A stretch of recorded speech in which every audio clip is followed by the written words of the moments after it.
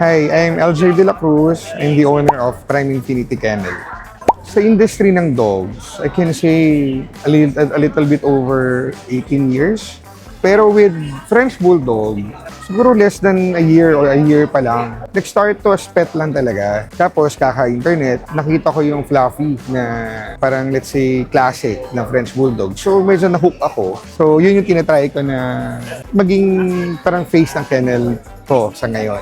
Cannot say na nakilala na yung kennel ko kasi katulad yung sinabi ko, kaka-start ko pa lang. Pero I'm hoping na makakontribute ako sa French Bulldog community through pagpasok ng mga magagandang quality na fluffy.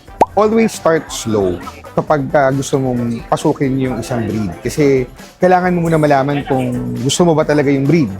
And then, always, quality over quantity. Gusto ko pasalamatan yung partner ko, mga partners ko for supporting me kasi pag-aaso kasi lifestyle yan eh. Kailangan agree yung mga nakapaligid sa'yo kasi mababago yung buhay mo with dogs. We have our Facebook page, it is Prime Infinity Kennel. We also have on Instagram and TikTok, Prime Infinity Kennel po.